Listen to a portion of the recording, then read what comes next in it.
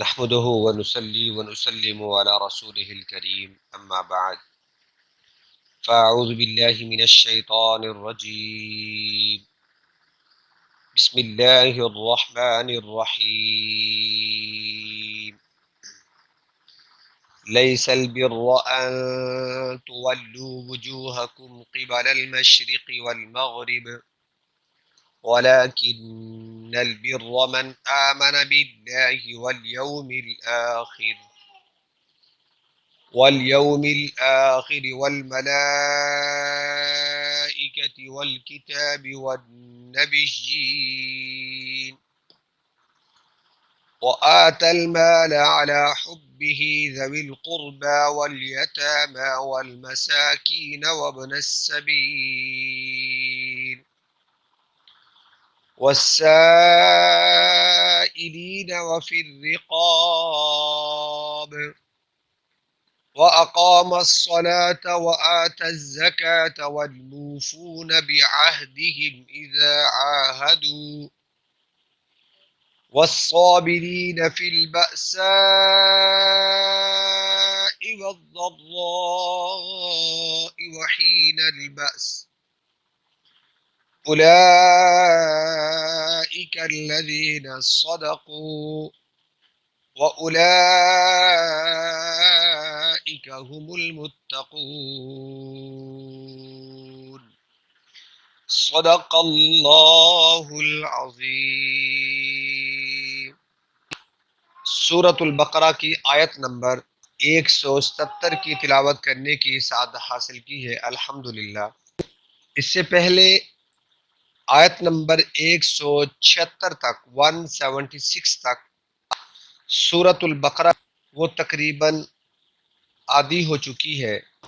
پھر سورۃ بقرہ کے شروع کے اندر قرآن کی عظمت کا بیان تھا، پھر اللہ تعالیٰ نے توحید و رسالت کو ثابت کیا، پھر اولاد ابراہیم علیہ السلام پر انعامات احسانات کو اذ ابتلی ابراہیم سے بیان کیا، اور وہاں سے قبلہ کی بحث چلی تھی، صفا اور مروہ پر جا کر اس کو ختم کیا، پھر توحید کے اس بات پر شرک کے اصول و فروغ کا ابطال کیا، اور یہاں تک اس کا بیان ہوا ہے۔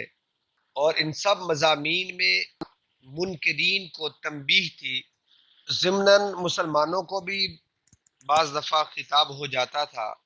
تو یہاں سے اس آیت سے جو سیکنڈ پارٹ سٹارٹ ہو رہا ہے، اس آیت سے مسلمانوں کو خطاب ہے، اور ضمناً غیر مسلم کو بھی خطاب ہو جائے تو یہ کوئی بعید بات نہیں ہے۔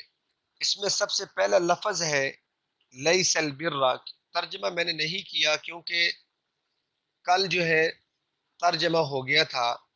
تو لیس البر ان تولوا وجوہکم، سب سے پہلا کہ انسان مشرق یا مغرب کی طرف چہرہ کر کے اللہ کی عبادت میں لگا رہے، یہ کوئی اسلام، یہ کوئی دین نہیں ہے، نہ دین ہمیں یہ بات سکھاتا ہے۔ پہلے مسلمان بیت المقدس یعنی مشرق کی طرف منہ کر کے نماز پڑھتے تھے، پھر اللہ تعالیٰ نے تحویل قبلہ کا حکم دیا، پھر مسلمان خانہ کعبہ کی طرف مغرب کی طرف منہ کر کے نماز پڑھنے لگے۔ اب یہودیوں نے یہ پروپیگنڈا شروع کر دیا کہ مسلمان حق پر نہیں ہے، کبھی مشرق کی طرف منہ کر کے نماز پڑھتے ہیں، کبھی مغرب کی طرف منہ کر کے نماز پڑھتے ہیں۔ تو اللہ رب العالمین نے یہ آیت نازل کر کے فرما دیا کہ تم نے اتنا شور کیا ہے، اتنا شور شرابہ کیا ہے کہ یوں سمجھ رکھا ہے کہ صرف سارا کا سارا اسلام ہی مشرق اور مغرب کی طرف منہ کرنے کے اندر ہے، بلکہ ایسا نہیں ہے۔ اسلام کے اور بھی بہت سارے معاملات ہیں، اور بھی بہت سارے احکامات ہیں جن میں اسلام ہمیں حکم دیتا ہے، معاملات کے اندر، عبادات کے اندر، اعتقادات کے اندر، اخلاق کے اندر بہت ساری چیزوں میں اسلام حکم دیتا ہے۔ لہٰذا ان تمام کو چھوڑ کر اور صرف تم مشرق اور مغرب کی ڈائریکشن کو اب ایشو بنا کر اتنا پروپیگنڈا کر رہے ہو، یہ صرف اور صرف تمہارا پروپیگنڈا ہی ہے، اس کے علاوہ اور کچھ نہیں۔ اب لفظ لیس البر، پہلا لفظ ہے بر۔ بر کسے کہتے ہیں؟ عربی زبان میں ایک خیر کے لفظ کو بر کہا جاتا ہے، جو تمام ظاہری اور باطنی طاعات خیرات کو یہ لفظ شامل ہے۔ آگے لیس البر ان تولوا وجوہکم، اس لفظ سے جو سیکنڈ پارٹ ہے، جو دوسرا حصہ ہے، اس کو شروع کر رہے ہیں اللہ رب العالمین۔ سو بقرہ کے اینڈ تک ہے، اس کی ڈیٹیل یہ ہے کہ سب سے پہلے قصاص، اور پھر وصیت، روزہ، جہاد، حج، انفاق، حیض، ایلا، اور یمین، طلاق، نکاح، عدت، مہر، تکرار، ذکر جہاد، انفاق فی سبیل اللہ، اور بعض معاملات یعنی خرید و فروخت، شہادت کا بیان ہے۔ تو یہ لفظ بر کے اندر یہ تمام چیزیں آ گئی۔ اللہ تعالیٰ نے اس لفظ کو ذکر کر کے یہ بیان کر دیا، یہ لفظ بڑا جامع اور معنی ہے، اور اس کے اندر یہ تمام چیزیں کیا ہیں؟ شامل ہیں، اور ہر ایک کی ڈیٹیل وقتاً فوقتاً انشاءاللہ میں بیان کرتا رہوں گا بشرط زندگی۔ سب سے پہلے لفظ لیس البر، اس کی میں نے مختصر وضاحت بیان کر دی کہ یہ تمام چیزیں عقائد، اعمال، اخلاق، عبادات، یہ تمام چیزیں اس میں شامل ہیں۔ آگے اس کے بعد ہے ان تولوا وجوهکم قبل المشرق والمغرب ولكن البر من آمن بالله واليوم الآخر والملائکة والکتاب والنبیین۔ سب سے پہلے اللہ تعالی نے عقائد کو ذکر کیا، کیونکہ اسلام کا اور جتنے بھی اعمال ہیں ان کا جو دار و مدار ہے وہ انسان کے عقیدے پر ہے، تو عقیدے کا درست ہونا ضروری ہے۔ اور ہمارے اعتقادات میں کیا کیا چیزیں شامل ہیں؟ تو من آمن باللہ، یہاں سے وہ اللہ تعالیٰ نے تمام چیزیں بیان کر دی کہ انسان کیا کرے؟ اللہ پر ایمان لائے، اور والیوم الآخر، اور آخرت کے دن پر یعنی قیامت کے دن پر ایمان لائے، فرشتوں پر ایمان لائے، کتابوں پر ایمان لائے، نبیوں پر ایمان لائے۔ ان تمام چیزوں کو برحق سمجھنا یہ انسانی اعتقادات میں شامل ہے۔ اگر انسان ان پر عقیدہ نہیں رکھتا تو یہ سمجھ لے وہ اس کا ایمان ناقص ہے، مکمل نہیں ہے۔ من آمن باللہ، اللہ پر ایمان لائے، اللہ کے ساتھ کسی کو شریک نہ ٹھہرانا، والیوم الآخر، آخرت کے دن پر، یعنی قیامت کا دن ہوگا، یہ حساب و کتاب ہوگا، کسی کے ساتھ کوئی زیادتی نا انصافی نہیں ہوگی، جو اس نے کمایا ہے اس دنیا کے اندر اس کا اس کو صلہ ملے گا، جو اس نے برے عمل کیے ہیں، نافرمانی کی ہے، اس کی اس کو سزا ملے گی۔ اس وہ دن ہے، اس دن کو کہتے ہیں آخرت کا دن، یعنی آخری دن۔ اس کے بعد جنت جہنم کا فیصلہ ہو جائے گا۔ والملائکتی، فرشتوں کا کام ہوتا ہے اللہ کے حکم کو بجا لانا، اللہ جیسے حکم کرتے ہیں فرشتے ویسے ہی وہ اللہ تعالیٰ کا پیغام جو ہے وہ انسانوں تک پہنچاتے ہیں، پیغمبروں تک پہنچاتے ہیں۔ انسانوں کے پاس لکھنے والے بعض فرشتے ہیں، بارش کے انتظام کرنے والے ہیں، بعض انسان کی جان نکالنے والے ہیں، اسی طرح مختلف فرشتے ہیں، ان کی ڈیوٹی ہے۔ بارش کے ہیں، زمین کے ذروں ذروں کو اگاتے ہیں، تو ہر ایک فرشتے کی ڈیوٹی ہے اللہ کے حکم کو بجا لاتے ہیں، فرما برداری کرتے ہیں۔ والکتاب، جو آسمانی کتابیں ہیں، آسمانی ٹوٹل 4 کتابیں نازل ہوئیں۔ نمبر 1 تورات، زبور، انجیل اور قرآن۔ تورات حضرت موسیٰ علیہ السلام پہ نازل ہوئی، انجیل حضرت عیسیٰ علیہ السلام پر، زبور حضرت داود علیہ السلام پر، اور قرآن نبی کریم صلی اللہ علیہ وسلم پر۔ یہاں سوال پیدا ہو سکتا ہے کہ تورات، زبور، انجیل، ان کا تو نام و نشان نہیں ملتا، قرآن موجود ہے۔ اس کا جواب یہ ہے کہ ان کتابوں کا ذمہ اللہ تعالی نے ان پیغمبروں کے سپرد کر دیا کہ ان کی حفاظت آپ نے خود کرنی ہے، ان کا ذمہ انہوں نے ان کے سپرد کیا، جبکہ قرآن کا ذمہ اللہ تعالیٰ نے خود لیا کہ اس کی حفاظت انا نحن نزلنا الذکر وانا له لحافظون، تو قرآن کو ہم نے نازل کیا اور اس کی حفاظت ہم ہی کریں گے، اللہ تعالیٰ نے فرمایا، اس لیے قرآن ہمارے پاس موجود ہے۔ دوسری بات یہ ہے کہ وہ ہر نبی کے ساتھ جو صحیفے آئے یا 4 پیغمبروں پر کتابیں نازل ہوئی تو وہ ان کے ساتھ تھی، جب وہ پیغمبر ان کی شریعت ختم ہو گئی تو کتابیں بھی ختم ہو گئی۔ جیسے یہ قرآن آخری کتاب ہے، نبی صلی اللہ علیہ وسلم آخری نبی ہیں، اسی طرح یہ جو شریعت ہے، احکامات ہیں، یہ احکام بھی آخری احکام ہیں، اللہ تعالیٰ کے آخری یہ حکم ہے دنیا کے اندر، اس کے بعد اور کوئی حکم نہیں آئے گا۔ جی اگے ون نبی جین، تمام نبیوں کو برحق سمجھنا کہ وہ سچے تھے، اللہ تعالیٰ کے پیارے تھے، ان کو سچا سمجھنا، یہ بھی مسلمانوں کے اعتقاد کے اندر یہ بات شامل ہے۔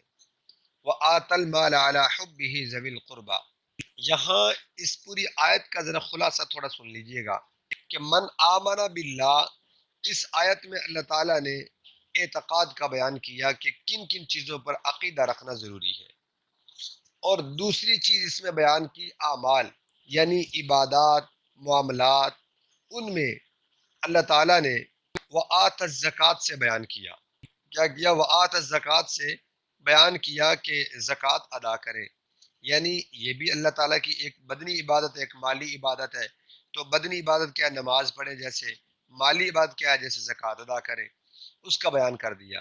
اور تیسری چیز معاملات کا بیان ہے، والموفون بعہدہم اذا عاہدوا، کہ جب تم وعدہ کرو تو اس وعدے کو پورا کرو، یہ اللہ تعالیٰ نے بیان کر دیا۔ یہ اس پوری آیت کا ایک خلاصہ میں نے بیان کر دیا۔ اب اس کی تھوڑی تھوڑی وضاحت بیان کروں گا۔ علی حبہ ذوی القربى والیتامى والمساکین وآت المال علی حبہ ذوی القربى، تم کیا کرو؟ مال دو، علی حبہ، اس کی محبت پر۔ یہ حبی کی جو ضمیر ہے، یہ اس کے راجے 3 ہو سکتے ہیں۔ نمبر 1 اللہ کی طرف لوٹے، نمبر 2 یہ مال کی طرف لوٹے، اور نمبر 3 یہ ہو سکتا ہے کہ انسان کے اپنے دل کی طرف یہ لوٹے۔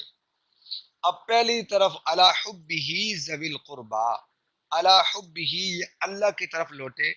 اب مطلب اس کا یہ ہوگا کہ مال جو تم خرچ کر رہے ہو، تمہاری کوئی خواہش نہ ہو، کوئی تمہاری اپنی غرض نہ ہو، بلکہ صرف اور صرف خالص اور کامل اللہ تعالیٰ کی رضا اور اس کی محبت ہو۔ اور اگر ضمیر یہ مال کی طرف لوٹے تو اب اس کا مطلب یہ ہوگا کہ وہ مال جو تمہیں سب سے زیادہ محبوب ہو، انسان کو اللہ کے راستے میں خرچ کرنا چاہیے۔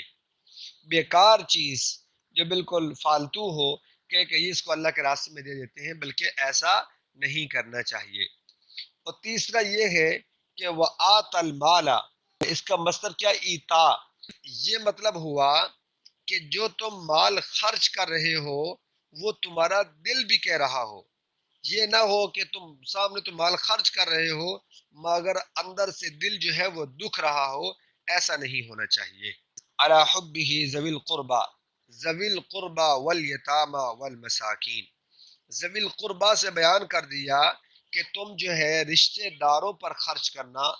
جہاں اللہ تعالیٰ نے زکوٰۃ کا بیان کیا، وہاں یہ بھی فرمایا کہ اپنے رشتہ داروں پر خرچ کرنا بھی ضروری ہے۔ جو اللہ تعالیٰ نے آپ کو دولت دی ہے، اگر آپ طاقت رکھتے ہیں تو اپنے رشتہ داروں پر، ایک بات یہ ہے کہ رشتہ داروں پر خرچ کرنا، اس کے علاوہ جتنی چیزیں بھی ہے خرچ کرنے سے بہتر ہے۔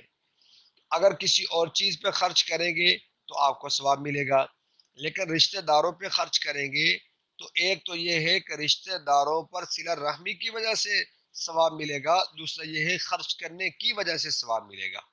تو اس لیے کیا فرمایا کہ تم اپنے رشتہ داروں پر خرچ کرو۔ ذوی القربہ، مساکین، مسافر، سوال کرنے والے، فقیر، ان سب کو ایک انداز سے اللہ تعالی نے بیان کیا ہے، ان کی ضروریات کو پورا کرنے کی کوشش کیا کرے۔ وفی الرقاب، وفی الرقاب میں حرف فی بڑھا کر ایک طرف اشارہ کر دیا، کیونکہ اس سے پہلے والمساکین اور ذوی القربى والیتامى والمساکین سارے ایک انداز سے بیان کیا، لیکن وفی الرقاب کا جب لفظ آیا تو اس میں فی کا اضافہ کر دیا، فی کو بڑھا دیا۔ یہ کیوں بڑھایا؟ رقاب کہتے ہیں گردنوں کو چھڑانے میں، یعنی غلاموں کو آزاد کرانے میں۔ یہ اس بات کی طرف اشارہ کر دیا فی کو بڑھا کر کہ صرف اور صرف غلاموں کو ان کا مالک بنانا مقصود نہیں ہے، مال کا مالک بنا دینا نہیں، بلکہ ان کے مالک سے خرید کر ان کو آزاد کرنا مقصود ہے۔ ان کو کیا کیا جائے؟ آزاد کیا جائے۔ چونکہ آج کل جو ہے غلام تو ہوتے نہیں ہیں، تو ان کو آزاد کیسے کیا جائے؟ تو جو لوگ جیلوں کے اندر موجود ہیں اور ان کے پاس مال نہیں ہے، ان کا کوئی ولی وارث نہیں ہے کوئی پیسے دے کے ان کو چھڑا سکے، تو آپ بالکل جیلوں کے اندر جو لوگ ہیں آپ پیسے دے کر ان کو چھڑا سکتے ہیں، ایک بات۔ دوسری، اس بات کی طرف بھی یہ اشارہ ملتا ہے کہ کسی کو غریب آدمی ہے اس کو پیسے دے دے بھئی یہ کاروبار کر لے، بلکہ یہ بہتر ہے، لیکن اس سے زیادہ بہتر یہ ہے کہ اس سے کاروبار شروع کروایا جائے تاکہ وہ نیکسٹ ٹائم ہاتھ اس کا دینے والا ہو، لینے والا نہ ہو۔ تو اس لیے کیا فرمایا؟ وَفِي الرِّقَابِ، یہ فی کا اضافہ کر کے اس بات کی طرف اشارہ کر دیا۔ وَأَقَامَ الصَّلَاةَ وَآتَى الزَّكَاةَ، آگے کیا فرمایا؟ نماز قائم کرو اور زکوٰۃ ادا کرتے رہو۔ زکوٰۃ کا مفصل بیان جو ہے میں نے آلریڈی بیان کیا ہوا ہے، اور ڈسکرپشن کے اندر بھی اس کا لنک میں دے دوں گا۔ زکوٰۃ کسے کہتے ہیں، زکوٰۃ کا لغوی اصطلاحی معنی کیا ہے، زکوٰۃ کتنے، اس کا حساب کیا ہے، زکوٰۃ ادا کرنے کا طریقہ کیا ہے، اور اقام الصلاۃ، نماز قائم کرو، نماز کا لفظ جو ہے یہ کہاں سے نکلا ہے، کس زبان کا یہ لفظ ہے، یہ سارے جو ہے میں نے مکمل ڈیٹیل جو ہے وہ انشاءاللہ ڈسکرپشن کے اندر آپ کو دے دوں گا، آپ اس کی مکمل تفسیر سن لیجئے گا۔ جو آپ حضرات سنتے آ رہے ہیں آپ کو پتہ ہی، آپ پہلے بھی سن چکے ہیں۔ آگے لفظ ہے والموفون بعہدہم اذا عاہدوا، یہ معاملات کا بیان تھا۔ یا والموفون، اس میں فاعل کا صیغہ استعمال کر کے اس طرف اشارہ کر دیا کہ ایفاء عہد کی عادت دائمی ہونی چاہیے، وعدہ کو پورا کرنے کی جو عادت ہے یہ ہمیشہ کے لیے ہونی چاہیے، اتفاقی طور پہ نہیں ہونی چاہیے۔ کیوں کہ اگر انسان وعدہ کرے، اور اتفاقی تو کوئی فاجر بھی کر سکتا ہے، کوئی کافر آدمی بھی وعدہ پورا کبھی کر دیتا ہے، ایسے مسلمان تو وہ ہے جب بھی وہ وعدہ کرتا ہے اس کو وہ پورا کرتا ہے۔ اس لیے والموفون، اس میں فاعل کا صیغہ ذکر کر کے اس بات کی طرف اشارہ کر دیا کہ جب وعدہ کرو تو اس وعدے کو پورا کرو۔ سورۃ بنی اسرائیل میں آتا ہے وَأَوْفُوا بِالْعَهْدِ إِنَّ الْعَهْدَ كَانَ مَسْئُولًا، کہ جو انسان وعدہ کرتا ہے اس کو پورا نہیں کرتا، قیامت کا دن پوچھا جائے گا تم نے یہ وعدہ پورا کیوں نہیں کیا تھا۔ اور اسی سے کہ اگر غور کیا جائے تو تمام معاملات، خرید و فروخت، یہ شراکت داری، سب کی روح کیا ہے؟ ایفاء عہد ہے۔ یعنی یہ تمام چیزیں کمپلیٹ ہوتی ہیں وعدہ مکمل کرنے کے ساتھ۔ اگر انسان کا وعدہ مکمل ہو تو یہ ساری چیزیں بڑے آسان طریقے کے ساتھ انسان اختتام تک جو ہے وہ جا سکتا ہے۔ لیکن جب ہم اپنے وعدہ سے مکریں گے، پھر جائیں گے، تو پھر بہت ساری خرابیاں پیدا ہو جاتی ہیں، آپس میں لڑائی جھگڑے پیدا ہو جاتے ہیں۔ ایک ایک بات کو انسان، ایک ایک بات پر انسان کو قائم رہنا چاہیے، یہ مسلمان کی نشانی ہے۔ اسی طرح آگے کیا فرمایا؟ جو برے اخلاق ہیں ان کا ذکر فرمایا کہ انسان کے جو اعمال ہیں، اعمال سے اس کے اخلاق ظاہر ہوتے ہیں۔ اس کے کیا ہوتے ہیں؟ اس کے اخلاق ظاہر ہوتے ہیں۔ والصابرین فی البأساء والضراء وحین البأس، یہ اعمال سے اس کے اخلاق کیا ظاہر ہوتے ہیں، اور ان میں سب سے بڑا کیا ہے؟ صبر ہے۔ صبر کو اللہ تعالیٰ نے بیان کیا کیونکہ صبر کے معنی ہی اپنے نفس کو روکنا، قابو میں رکھنا، برائیوں سے بچانے کے ہیں۔ اگر غور کیا جائے تو تمام اعمال انسان کے، اس کی جو روح ہے وہ صبر ہی ہے۔ اسی کے ذریعے سے انسان اخلاق کے باطنہ سے، برے اخلاق سے بچا جا سکتا ہے، بچ سکتا ہے۔ اور تھوڑی صرف صبر کرنے کی دیر ہوتی ہے، وقتی طور پہ مشکل ضرور ہوتا ہے، لیکن انسان صبر کر جائے تو بعد میں اس کو ضرور محسوس ہوتا ہے کہ میں نے بہت اچھا فیصلہ کیا۔ اور صبر جب انسان کرتا ہے تو اپنی ڈائریکشن ہے وہ اللہ کی طرف ہونی چاہیے کہ میں اللہ کے لیے صبر کر رہا ہوں، اس کی جزا بھی مجھے اللہ تعالیٰ ہی دیں گے۔ اور آگے کیا فرمایا؟ فی البأساء والضراء وحین البأس، کہ والموفون والصابرون اور والصابرین، یہ بات ذہن میں رکھیے گا۔ پیچھے ذکر کیا تھا والموفون پیش کے ساتھ، تو یہاں بھی والصابرون ذکر کرنا چاہیے تھا، تو یہاں والصابرون کی بجائے والصابرین ذکر کیا. تو کیا فرمایا کہ یہ جو زبر کے ساتھ ذکر کیا، یہ جو زبر ہے یہ مدح پر ہے، کہ مراد اس کی یہ ہے کہ صابرین، یعنی یہاں جو مدح ہے وہ لفظ مقدر ہے، اور اس کا صابرین جو ہے یہ اس کا مفعول بنے گا. یعنی ان سب نیک کار لوگوں میں خصوصیت کیا ہے؟ وہ خصوصیت جو نیک لوگوں میں ہوتی ہے وہ کیا ہوتی ہے؟ صبر ہوتی ہے. اور اس وجہ سے اللہ تعالیٰ ان کو نیک کہہ رہے ہیں، ان کی مدح بیان کر رہے ہیں، ان کی تعریف بیان کر رہے ہیں. اور آخر میں کیا فرمایا؟ اولئک الذین صدقوا واولئک هم المتقون.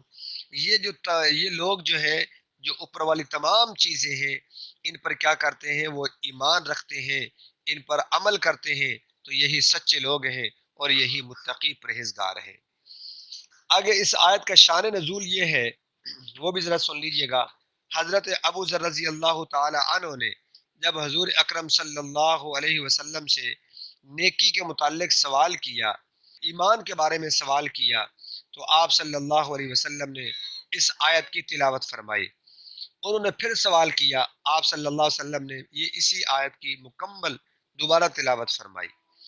تو اسی طرح حضرت ابو ذر رضی اللہ تعالیٰ عنہ فرماتے ہیں کہ ایک شخص آیا اور اس نے مجھ سے سوال کیا ایمان کے بارے میں کہ ایمان کیا ہے. تو حضرت ابو ذر رضی اللہ تعالیٰ عنہ فرماتے ہیں میں نے یہی آیت تلاوت کر کے ان کو سنائی. انہوں نے پھر یہی سوال کیا کہ ایمان کیا ہے، تو میں نے دوبارہ یہی آیت جو ہے میں نے تلاوت کر کے ان کو سنا دی. تو وہ کہنے لگے میں ایمان کے بارے میں پوچھ رہا ہوں. حضرت ابو ذر رضی اللہ تعالیٰ عنہ فرماتے ہیں کہ میں نے نبی کریم صلی اللہ علیہ وسلم سے ایمان کے بارے میں پوچھا تو آپ صلی اللہ علیہ وسلم نے یہی آیت تلاوت کر کے مجھے سنائی. خلاصہ یہ ہوا کہ انسان کو صرف کوئی آدمی عبادت ہی کرتا رہتا ہے لیکن اس کے معاملات درست نہیں ہیں اور لوگوں کے ساتھ تعلقات اس کے درست نہیں ہیں، کیا کہتے ہیں زکوٰۃ ادا نہیں کرتا، رشتہ داروں کا خیال نہیں کرتا، اللہ نے بار بار جس چیز کا ذکر کیا ہے وعدہ خلافی کرتا ہے، اور بہت ساری دوسری چیزیں اس کے اندر پائی جاتی ہیں، تو یہ اسلام یہ نہیں ہے. کیونکہ آپ صلی اللہ علیہ وسلم نے ایک دفعہ واضح نصیحت فرمائی تو صحابہ نے کیا فرمایا؟ یا رسول اللہ، صحابی کہنے لگے یا رسول اللہ میں ہمیشہ روزے رکھوں گا، میں شادی نہیں کروں گا، میں عبادت ہی کرتا رہوں گا. تو آپ نے فرمایا ایسا نہیں ہے، نہیں ہے، اسلام ایسا نہیں کہتا، بلکہ تم معاملات میں بھی پورے ہو، عبادات کے اندر بھی پورے ہو. اللہ تعالی ہم سب کو قرآن کو سمجھنے والا بنائے، قرآن پر عمل کرنے والا بنائے، قرآن کو پڑھنے والا بنائے، قرآن کو ہماری بخشش کا ذریعہ بنائے. وآخر دعوانا ان الحمد للہ رب العالمین.